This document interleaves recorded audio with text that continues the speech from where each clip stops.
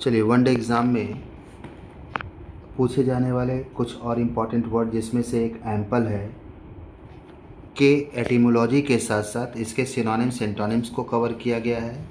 आपके एग्ज़ाम में ample word के जो भी सिनोनिम्स एंटोनिम्स ऑप्शन में देकर पूछे जाएंगे उन सभी शब्दों को यहाँ कवर किया गया है। तो चलिए एम्पल वर्ड से रिलेटेड जो क्वेश्चन पूछे जाएंगे उन्हें सॉल्व करने के लिए हम लोग एम्पल शब्द के बारे में बात करेंगे। एम्पल एडजेक्टिव का एक वर्ड है और इसका हिंदी अर्थ होता है किसी भी चीज़ की प्रचुर मात्रा या बहुत अधिक मात्रा में किसी चीज़ का होना।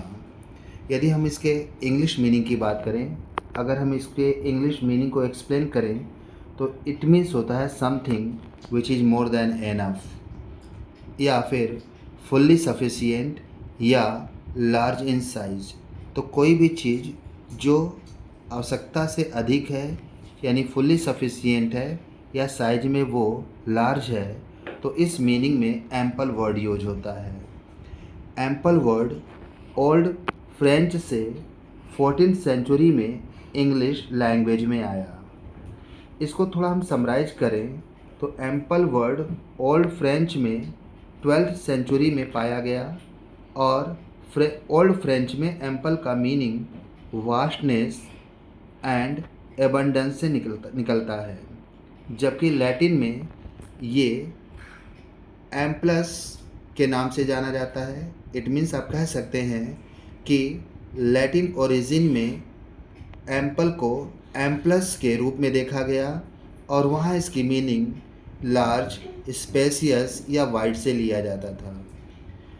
अब इन सारे इन्फॉर्मेशन के बाद इसके सिनोनिम्स और एंटोनिम्स को कवर करेंगे और अब देखेंगे एम्पल के सिनोनिम्स में कॉपियस, प्लेंटीफुल, स्पेसियस, बाउंटीफुल और सब्सटेंशियल आता है। यहाँ कॉपियस, प्लेंटीफुल, स्पेसियस, बाउंटीफुल और सब्सटेंशियल जो कि एम्पल का सिनोनिम्स है के मीनिंग को भी कवर किया गया है ताकि ये समझा जा सके कि इसका एग्जैक्ट यूज हम कहाँ करेंगे इस सेंस में।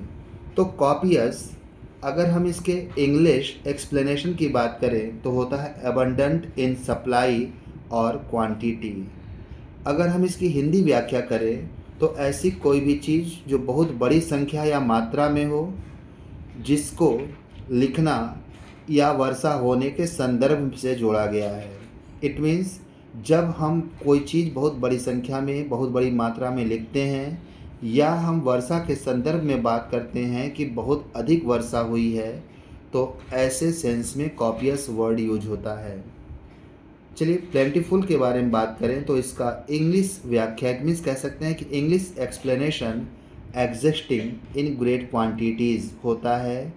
अगर हम इसकी हिंदी व्याख्या करें तो जो चीज़ बहुत बड़ी मात्रा में उपलब्ध हो उसके लिए प्लेंटीफुल वर्ड यूज करते हैं। जैसे मानो कि किसी के पास भोजन बहुत बड़ी मात्रा में उपलब्ध है, इट मीन्स उसके पास प्लेंटीफुल फूड है। इसके साथ साथ हम लोग इसके नेक्स्ट सिनोनिम्स की बात करेंगे। स्पेसियस, इसके इंग्लिश एक्सप्लेनेशन को देखा जाए तो having ample space. It means ऐसी कोई चीज़ जिसमें बहुत सारी जगह हो, यानी वह काफ़ी विशाल चीज़ हो।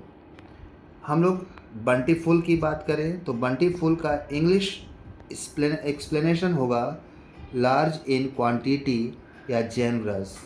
इट मीन्स ज़रूरत से ज़्यादा उपलब्ध मात्रा किसी चीज़ की या कोई व्यक्ति जो काफ़ी उदार या दानशील हो के लिए बाउंटीफुल वर्ड यूज होता है।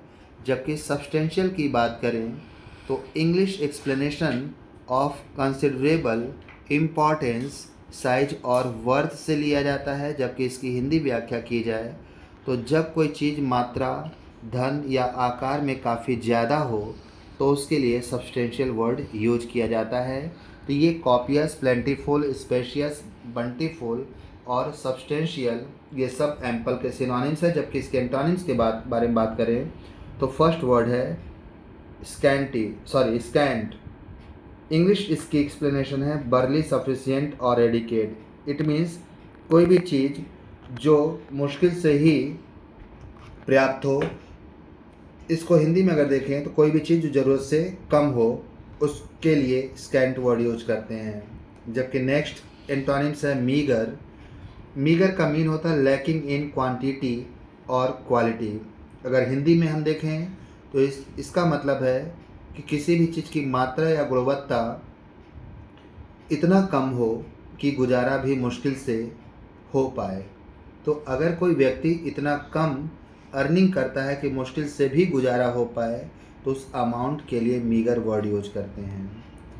इनसफिशिएंट का मीन होता है not enough to meet a need और requirement. Not enough to meet a need और रिक्वायरमेंट इसका मतलब ये है कि कोई ऐसी चीज़ आप कह सकते हैं, इसको अगर हिंदी में अगर व्याख्या करें तो जो पूरा ना पड़े या जिससे ज़रूरत पूरी ना हो। ऐसी कोई चीज़ जो पूरा ना पड़े या जिससे ज़रूरत पूरी ना हो।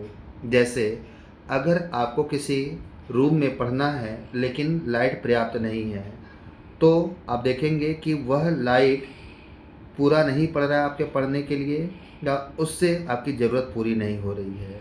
तो इस सेंस में इनसफिशिएंट वर्ड यूज करेंगे, इनसफिशिएंट लाइट कहा जाएगा वहाँ।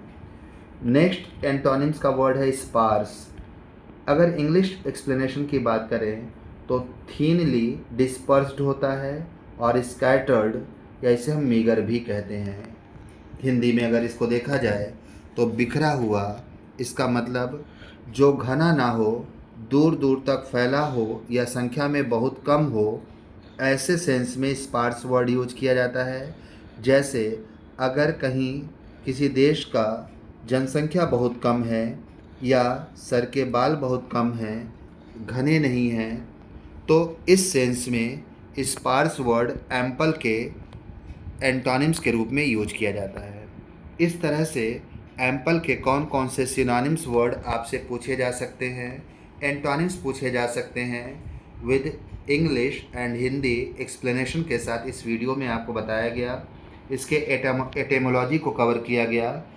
अगर ये सभी एंटोनिम्स और सिनोनिम्स लर्न कर लिए जाएं तो एम्पल वर्ड वनडे एग्ज़ाम्स में काफ़ी बार पूछे गए हैं और पूछे जाते हैं।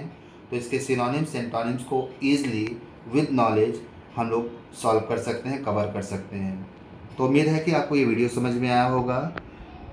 ऐसे ही इन्फॉर्मेटिव वीडियो आगे और भी बनाया जाएगा आपके लिए। और अगर वीडियो आपको अच्छी लगे, समझ में आए, तो इसको लाइक और शेयर ज़रूर करें, सब्सक्राइब ज़रूर करें, ताकि मुझे मोटिवेशन मिले और मैं आपके लिए ऐसे ही इन्फॉर्मेटिव और बेनिफिशियल वीडियो आपके लिए लेकर आऊँ। चलिए मिलते हैं नेक्स्ट वीडियो में।